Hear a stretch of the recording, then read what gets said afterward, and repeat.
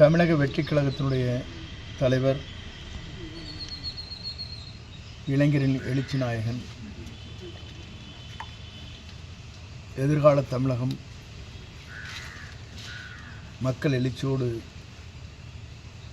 எதிர்கால தமிழகத்தை உருவாக்க இருக்கிற விஜய் அவர்கள்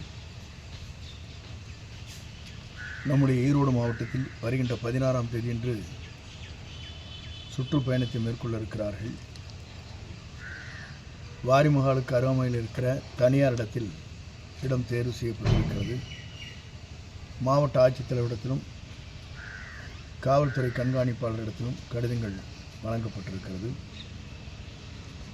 அதற்குரிய அனுமதியை பெற்றவுடன் பணிகள் விரைந்து அரசு என்ன நடவடிக்கை மேற்கொள்ள வேண்டும் என்கிறார்களோ அதை நிறைவு செய்து வெற்றிகரமாக இந்த நிகழ்ச்சியை நடத்துவதற்கு நாங்கள் அனைவரும் ஒருங்கிணைந்து அந்த பணிகளை மேற்கொள்ள இருக்கிறோம் என்பதை மகிழ்ச்சியோடு தெரிவித்துக் கொள்கிறேன். நன்றி, வணக்கம்.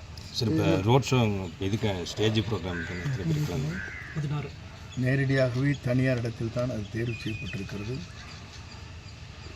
ரோட் ஷோ என்பது இப்போது தவிர்க்கப்பட்டிருக்கிறது. ஆகவே தனியார் இடத்தில் அது தேர்வு செய்து நிகழ்வு நடைபெற இருக்கிறது.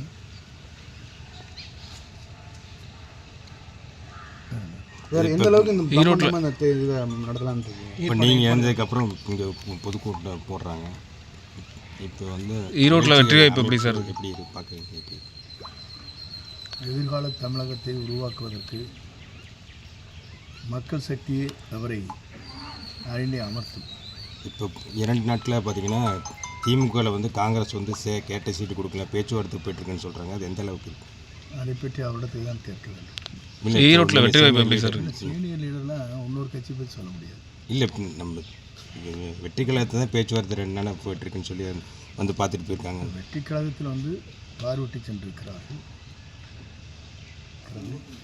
கெஸ்ட் ஹவுஸ் உங்களை போன்றவுடைய குழந்தைகள் இன்றைக்கு கல்லூரிக்கோ பள்ளிக்கோ செல்கிற குழந்தைகள் உங்களிடத்தில் என்ன சொல்கிறார்கள் என்பதை நீங்களே அறிவீர்கள்.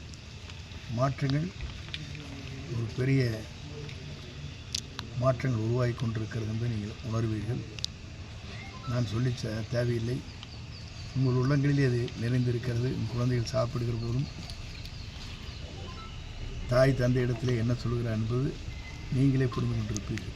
எத்தனை பேர் கலந்துக்கிற மாதிரி சொல்லியிருக்கீங்க இந்த விழா? அரசு விதிமுறைக்கு ஏற்ப கலந்து கொள்ளப்படும். சரி, இப்போ வந்து பார்த்திங்கன்னா அதிமுக இருந்த நாஞ்சில் சமத் கூட இருந்திருக்காரு. இப்போ முன்னாள் அமைச்சர்கள் முன்னாள் இருக்கவங்க ஏதாவது வர்றதுக்கு வாய்ப்பு இருக்கா? பொறுத்திருந்து பாருங்கள் என்ன நடக்கப் போகுது என்பதை நீங்களும் காணப்போகிறீர்கள். அன்றைய தினம் ஏதாவது முன்னாள் அமைச்சர்கள் சேர வாய்ப்பு இருக்கா? ஏன்னா நீங்கள் கோவில் திருமணப்போ வந்து சொன்னீங்க பல முன்னாள் அமைச்சர்கள் வந்து சேர வாய்ப்பு இருக்கு. 16ஆம் தேதி தான் சொல்லியிருக்கேன். அன்றைக்கி சேரக்கு வாய்ப்பு இருக்கா? 16ஆம் தேதி பொறுத்திருந்து பாருங்கள். சரி, இப்போ நம்ம இந்த நான் உனக்கு சொன்னேன், நீங்கள் சொல்லிடுவீங்க. நீங்கள் சொன்னீங்க அங்கே ஆளை போய் குமர வச்சுட்டு வெளியே போக கூட மாட்டாங்க. சரி.